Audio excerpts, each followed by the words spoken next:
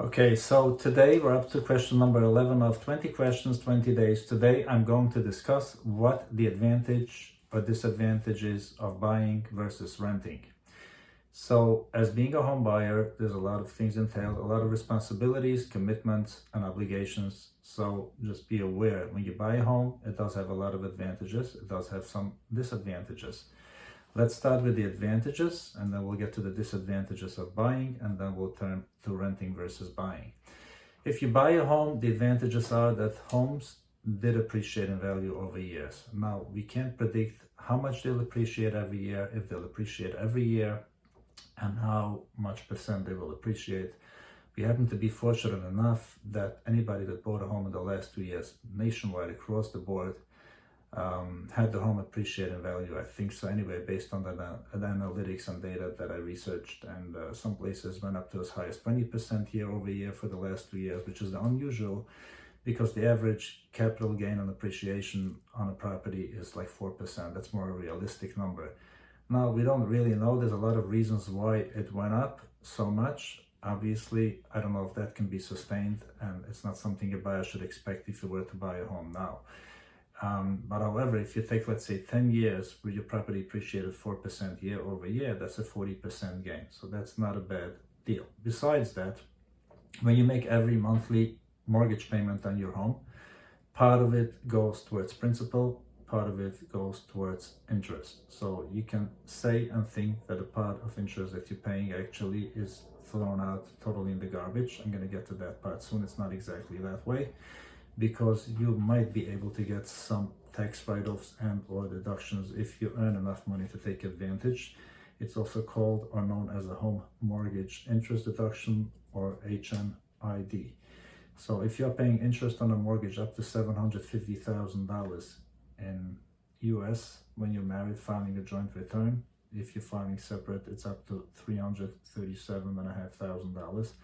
So meaning on a loan amount of either $750,000 or $337,500, any interest that you pay towards that loan amount is tax deductible. You should seek advice from your CPA about this. I'm not a tax advisor, and see how you can benefit from taking this tax advantage, if it applies to you based on your financial situation or not. Now, the drawback, so everything you pay towards principal, that's basically you're paying down equity, and you're preserving equity on your home. So that's basically like a savings account. So that's an addition, meaning to say, let's say if you bought a home for $200,000 and you're paying over 30 years the principal and interest, you're getting more and more equity that you own in your home over that 30-year period. So that's an addition to the price appreciation. So there are two parts. There's getting equity of the home while paying the mortgage payments, which is the principal part, getting the tax write-offs of the home mortgage interest deduction or advantage, and then getting the capital appreciation and or gain. The drawback of buying a home is that many homeowners are not so handy. They buy usually a home that may need maintenance over years. Things break, things wear out. You may have to replace the roof from time to time. You may have to replace a furnace if you have a central HVAC heating, ventilation and cooling system. The unit goes after 10 years. You may have to have a hot water tank that's going to go after a few years. All these things are costly to replace. It can run you into thousands. So you have to have a savings cushion. And sometimes first-time home buyers are only putting down as little as 3.5% down, and I assume that these people don't have a savings cushion, and then they would be very disappointed to learn after a couple of months when they close on a home that they're going to run into significant repairs that they're not aware of. Another thing to look out for is termites. Some people buy homes and you may not know that termites are present, and it's something you cannot live with, because the way that works is termites will ruin your beams, and then the house may collapse if you don't take care of it, if you don't cure the problem. So that can cost thousands to remove sometimes, also depending on how severe the termite presence is in that particular home that you're buying.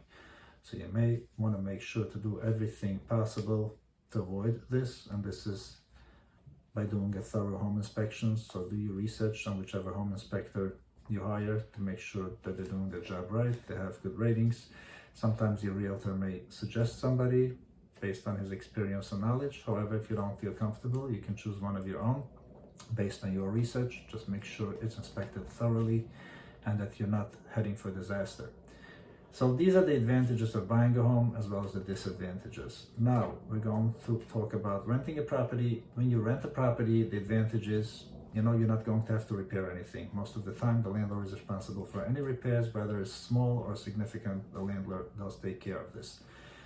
As far as having a security over your rental payments, that's a little bit tricky because rent does increase over years. And you have usually a lease that's good for a year or two, so you are fixed and locked in for that year or two as long as you pay your rent in time.